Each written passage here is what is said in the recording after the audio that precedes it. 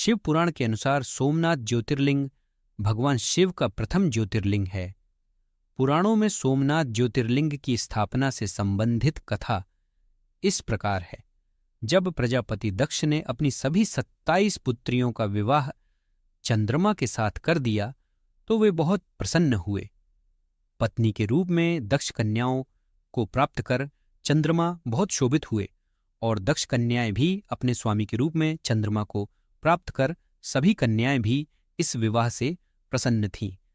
चंद्रमा की उन 27 पत्नियों में रोहिणी उन्हें सबसे ज्यादा प्रिय थी, जिसको वे विशेष आदर तथा प्रेम करते थे। उनका इतना प्रेम अन्य पत्नियों से नहीं था। चंद्रमा की अपनी तरफ उदासीनता और उपेक्षा का देखकर रोहिणी के अलावा बाकी दक्ष पुत्रियां बहुत दुखी हुईं। वे सभी अपने पिता दक्ष की शरण में गईं और उनसे अपने कष्टों का वर्णन किया। अपनी पुत्रियों की व्यथा और चंद्रमा के दुर्व्यवहार को सुनकर दक्ष भी बड़े दुखी हुए।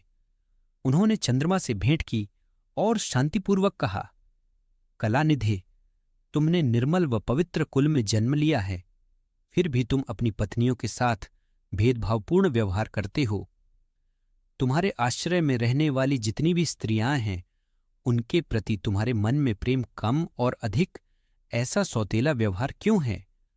तुम किसी को अधिक प्यार करते हो और किसी को कम प्यार देते हो, ऐसा क्यों करते हो?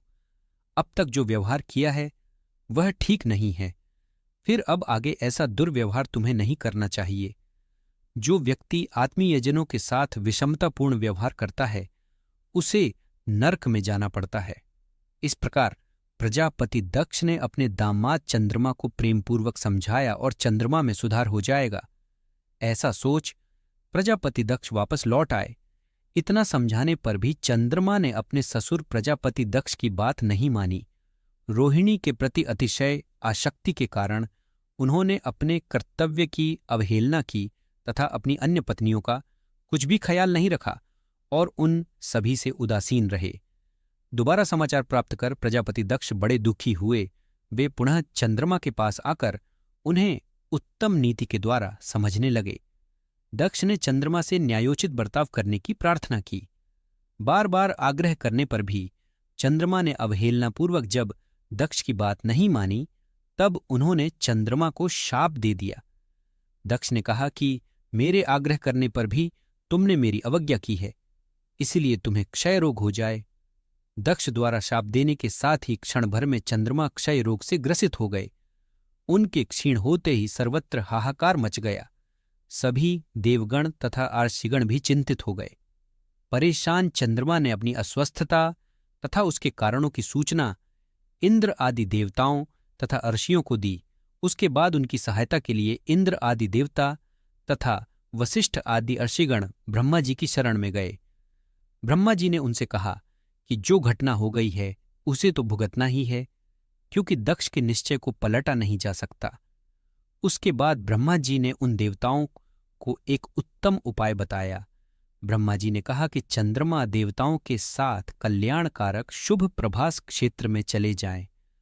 वहां पर विधिपूर्वक शुभ मृत्युंजय मंत्र का अनुष्ठान करते हुए श्रद्धापूर्वक भगवान शिव की आराधना करें। अपने सामने शिवलिंग की स्थापना करके प्रतिदिन कठिन तपस्या करें। इनकी आराधना और तपस्या से जब भगवान भोलेनाथ प्रसन्न हो जाएंगे तो वे इन्हें क्षय रोग से मुक्त कर देंगे। पितामह ब्रह्मा जी की आज्ञा को स्वीकार कर देवताओं और ऋषियों के संरक्षण में चंद्रमा देवमंडल सहित प्रभास क्षेत्र में पहुंच गए। वहां चंद्रदेव ने मृत्युंजय भगवान की अर्चना, वंदना और अनुष्ठान प्रारंभ किया। वे मृत्युंजय मंत्र का जप तथा भगवान शिव की उपासना में तल्लीन हो गए।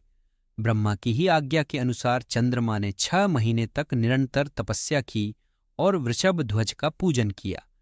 10 करोड़ मृत्युंजय मंत्र का जप तथा ध्यान करते हुए चंद्रमा स्थिर चित्त से वहां निरंतर खड़े रहे। उनकी तपस्या से भक्त वत्सल भगवान शंकर प्रसन्न हो गए। उन्होंने चंद्रमा से कहा, चंद्रदेव, तुम्हारा कल्याण हो। तुम जिसके लिए यह कठोर तप कर रहे हो, उस अपनी अभिलाषा को बताओ। मैं तुम्हारी इच्छा के अनुसार तुम्हें उत्तम वर प्रदान करूंगा।